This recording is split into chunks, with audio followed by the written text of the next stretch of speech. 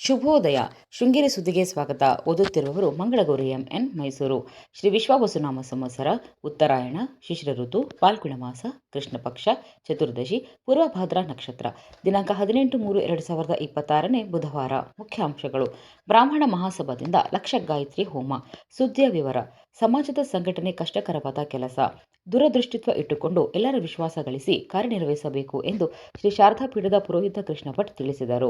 ರಾಜನಗರದ ಶ್ರೀ ವಿದ್ಯಾಭಾರತಿ ಸಭಾಂಗಣದಲ್ಲಿ ಬ್ರಾಹ್ಮಣ ಮಹಾಸಭಾ ಭಾನುವಾರ ಆಯೋಜಿಸಿದ್ದ ಲಕ್ಷ ಗಾಯತ್ರಿ ಹೋಮದ ನಂತರ ನಡೆದ ಸಭಾ ಕಾರ್ಯಕ್ರಮದಲ್ಲಿ ಭಾಗವಹಿಸಿ ಮಾತನಾಡಿದರು.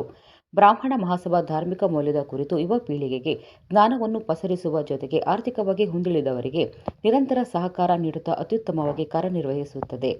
ಮಕ್ಕಳಿಗೆ ವಿದ್ಯಾರ್ಥಿ ವೇತನ, ಅನಾರೋಗ್ಯ ಪೀಡಿತ ಆಸಕ್ತರಿಗೆ ಸಹಾಯಧನ ಹಾಗೂ ಆರ್ಥಿಕವಾಗಿ ಹಿಂದುಳಿದ ವಯೋವೃದ್ಧರಿಗೆ ಮಾಸಾಶನ ಇತ್ಯಾದಿ ಯೋಜನೆಯನ್ನು ಹಮ್ಮಿಕೊಂಡು ಕೆಲಸ ಮಾಡುತ್ತಿದೆ. ಜಗದ್ಗುರುಗಳ ಆಶಯದಂತೆ ಪ್ರತಿ ವರ್ಷ ಲಕ್ಷ ಗಾಯತ್ರಿ ಹೋಮವನ್ನು ನಡೆಸಿಕೊಂಡು ಬರುತ್ತಿದ್ದು, ಸಮಾಜಕ್ಕೆ ಉನ್ನತ ಸಂದೇಶವನ್ನು ನೀಡುತ್ತಿದ್ದಾರೆ ಎಂದರು.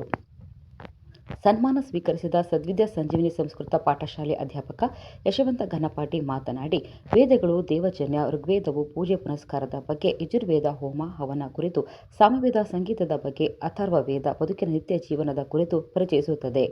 ಬಾಲ್ಯದಿಂದಲೂ ಯಜುರ್ವೇದವನ್ನು ಶ್ರೀ ಶಾರದಾ ಪೀಠದಲ್ಲಿ ಜಗದ್ಗುರುಗಳ ಆಶೀರ್ವಾದದಿಂದ ಕಲಿಯಲು ಅವಕಾಶ ನನಗೆ ಸಿಕ್ಕಿರುವುದು ಸೌಭಾಗ್ಯ ಎಂದರು. ಅರಣ್ಯ ಇಲಾಖೆಯ ಚೀಫ್ ಕನ್ಸರ್ವೇಟರ್ ಆಫ್ ಫಾರೆಸ್ಟ್ ಪ್ರಬುದ್ಧರವರು ಗೌರವ ಸ್ವೀಕರಿಸಿ ಮಾತನಾಡಿ, ಶಾಸ್ತ್ರ ವೇದ ಪುರಾಣದಲ್ಲಿ ಪ್ರಕೃತಿ ಕಾಡು ಮರಗಳ ಮಹತ್ವದ ಕುರಿತು ಉಲ್ಲೇಖವಿದೆ. ಆಧುನಿಕ ಜೀವನದ ಭರಾಟೆಯಲ್ಲಿ ನಾವು ಪ್ರಕೃತಿಯನ್ನು ಅವಗಣನೆ ಮಾಡುತ್ತಿದ್ದೇವೆ. ಕಾಡನ್ನು ನಾವು ಉಳಿಸಿ ಮುಂದಿನ ಭವಿಷ್ಯತ್ತಿನ ರೂವಾರಿಗಳಿಗೆ ಉನ್ನತ ಕೊಡುಗೆ ನೀಡುವತ್ತ ಹೆಚ್ಚಿನ ಕಾಳಜಿ ವಹಿಸಬೇಕು ಎಂದರು. ನಿಕಟಪೂರ್ವ ಅಧ್ಯಕ್ಷ ಜಿಎಂ ಸತೀಶ್ ಮಾತನಾಡಿ, ಅಲೌಕಿಕ ವಿದ್ಯೆಯಲ್ಲಿ ಸಾಧನೆ ಮಾಡಿದ ಹಾಗೂ ಗ್ರಾಮೀಣ ಪ್ರದೇಶದ ಸರಕಾರಿ ಶಾಲೆಯಲ್ಲಿ ಶಿಕ್ಷಣ ಪಡೆದು ಲೌಕಿಕ ವಿದ್ಯೆ ಕಲಿತು ಉನ್ನತ ಸ್ಥಾನ ಗಳಿಸಿದ ಇಬ್ಬರು ಪ್ರತಿಭಾವಂತರನ್ನು ಸನ್ಮಾನಿಸಿದ್ದೇವೆ. ಇದರಿಂದ ಮಹಾಸಭಾದ ತನ್ನ ಗೌರವವನ್ನು ಹೆಚ್ಚಿಕೊಂಡಿದೆ. ಮುಂದಿನ ಯುವ ಪೀಳಿಗೆಗೆ ಇಬ್ಬರ ಸಾಧನೆ ಪ್ರೇರಣೆಯಾಗಬೇಕು ಎಂದರು. ಅಧ್ಯಕ್ಷ ಬಿಎಲ್ ರವಿಕುಮಾರ್, ಉಪಾಧ್ಯಕ್ಷರಾದ ಸುಧೀಂದ್ರ ಬೆಟ್ಟಗದ್ದೆ, ಶ್ರೀಧರ್ ಬಂಡ್ಲಾಪುರ, ಗೌರವ ಕಾರ್ಯದರ್ಶಿ ಮಹಾಬಲ ಬೀಡೆ, ಕೋಶಾಧ್ಯಕ್ಷ ಶ್ರೀಧರ್ ಅಣ್ಣುಕುಡಿಗೆ, ಸುಮಂಗಲಿ ಆನಂದಸ್ವಾಮಿ, ಕವನಶ್ಯಾಮ್ ಸುಂದರ್ ಉಪಸ್ಥಿತರಿದ್ದರು.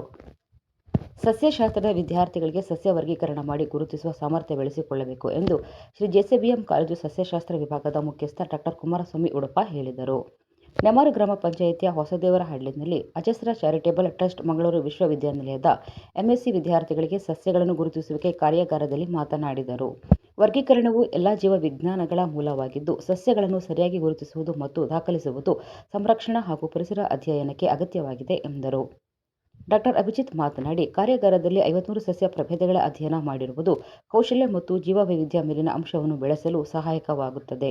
ಪಶ್ಚಿಮ ಘಟ್ಟದಲ್ಲಿ ಸಾವಿರಾರು ಬಗೆಯ ಸಸ್ಯ ಪ್ರಭೇದವಿದ್ದು, ಇಲ್ಲಿನ ಮೂಲ ನಿವಾಸಿಗಳಿಗೆ ಸಸ್ಯಗಳ ಗುರುತು ಇರುತ್ತದೆ ಎಂದರು. ಕಾರ್ಯಾಗಾರದಲ್ಲಿ ರಾಮಕೃಷ್ಣ ಮಘೇಬೈಲು, ಟ್ರಸ್ಟ್ ಉಪಾಧ್ಯಕ್ಷ ಕೇಶವಮೂರ್ತಿ, ವಿಶ್ವಜಿತ್, ಶಶಾಂಕ್, ಡಾ ಕೃಷ್ಣ ಕುಲಕರ್ಣಿ, ಕಿರಣ್, ಶ್ರೀನಿಧಿ ಹಾಗೂ ಕೀರ್ತನ್ ಇದ್ದರು. ಶ್ರೀ ಅಭಿನವ ವಿದ್ಯಾತೀರ್ಥ ಮಲ್ಟಿ ಸ್ಪೆಷಾಲಿಟಿ ಆಸ್ಪತ್ರೆ ಸಂಚಾರಿ ಆಸ್ಪತ್ರೆಯಿಂದ ಮಾರ್ಚ್ 18ರಂದು ಕೆರೆ ಗ್ರಾಮ ಪಂಚಾಯಿತಿ ಮಾತೋಳಿ ಅಂಗನವಾಡಿಯಲ್ಲಿ ಉಚಿತ ಆರೋಗ್ಯ ತಪಾಸಣಾ ಶಿಬಿರ ಏರ್ಪಡಿಸಲಾಗಿದೆ. ಪ್ರಧಾನ ಸಂಪಾದಕ ಕೆಎಲ್ ಗೋಪಾಲಕೃಷ್ಣ, ಸಹಕಾರ ಕೆವಿ ರಮೇಶ್, ತಾಂತ್ರಿಕ ಸಹಕಾರ ಸ್ವಾತಿ ಹೆಬ್ಬಾರ್ ಮತ್ತು ಸೌಮ್ಯ ವಿಜಯಕುಮಾರ್. ಜಾಹೀರಾತು ಮತ್ತು ಪ್ರತಿಕ್ರಿಯೆ ನೀಡುವವರು ಶೃಂಗೇರಿ ಸುದ್ದಿ ಕೇಳಲು ನಿಮ್ಮ ಹೆಸರು, ವಾಟ್ಸಪ್ ಸಂಖ್ಯೆಯನ್ನು 9448843831ಕ್ಕೆ ವಾಟ್ಸಪ್ ಮಾಡಿ. ವಂದನೆಗಳು.